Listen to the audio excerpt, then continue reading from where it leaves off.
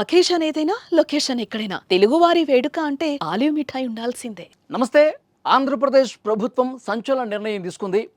ఆంధ్రప్రదేశ్లో రేషన్ వ్యాన్లు ఏవైతే ఉన్నాయో వాటిని పూర్తిగా బంద్ చేస్తున్నట్టుగా ప్రకటించారు పౌర సరఫరాల శాఖ మంత్రి నాదెండ్ల మనోహర్.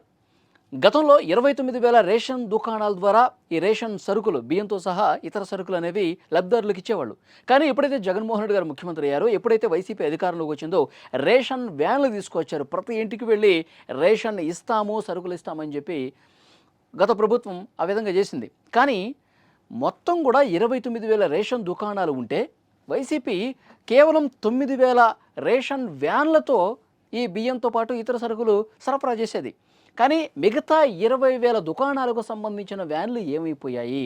బియ్యం పూర్తిగా పక్కదారి పట్టాయి. బియ్యాన్ని ఒక గ్రీన్ ఛానల్ ఏర్పాటు చేసుకుని ఆ గ్రీన్ ఛానల్ ద్వారా పెద్ద మొత్తంలో బియ్యాన్ని అక్రమ మార్గంలో విదేశాలకు తరలించేశారు. దీని మీద ప్రస్తుతం చర్చ జరుగుతుంది. సో ఇన్వెస్టిగేషన్ చేస్తే కొన్ని వాస్తవాలు బయటకు వస్తున్నాయి. ఐవీఆర్ఎస్ ద్వారా సర్వే చేస్తే 30% మందికి లబ్ధిదారులకు రేషన్ సరుకులు అందలేదంట గత 5 సంవత్సరాల కాలంలో. ఎందుకు అందలేదు? ఎందుకంటే 20,000 దుకాణాలని పూర్తిగా ఆ షాపులకు వచ్చేటువంటి బియ్యాన్ని, ఇతర సరుకుల్ని దారి మళ్లించేశారని చెప్పి ఈ సర్వేలో తేలింది.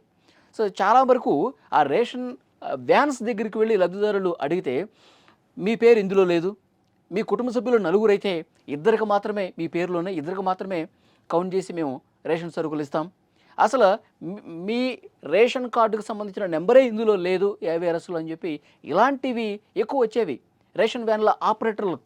ఇదే చెప్పేవాళ్ళు. చాలా గొడవలు జరిగాయి, చాలా వరకు క్రిమినల్ కేసులు నమోదయ్యాయంట.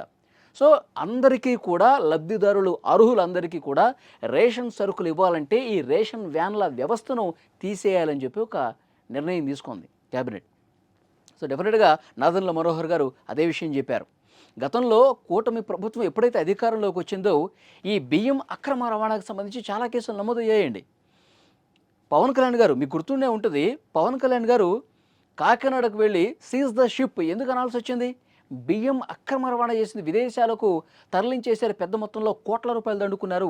ఒక సిండికేట్గా ఏర్పడి మంత్రులుగా పనిచేసిన వాళ్ళే ఈ విధంగా పెద్ద ఎత్తున దందాకు తెరదీసి సముద్ర మార్గం ద్వారా విదేశాలకు తరలించారని కదా.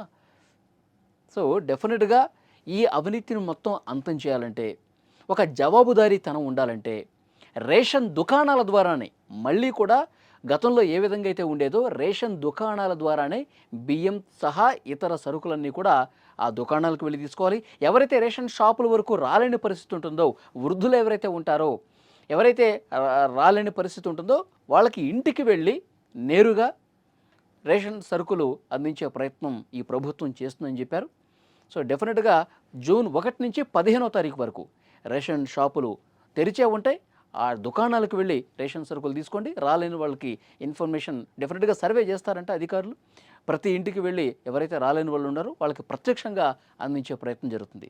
సో అవినీతిని అంతం చేయడానికి రేషన్ సరుకులు అన్నీ కూడా ఎవరైతే అర్హులు లబ్ధిదారులు ఉన్నారో వాళ్ళకి 100% అందించే బాధ్యత ఈ కూటమి ప్రభుత్వం తీసుకుంటుంది. అవినీతిని అరికడతాం.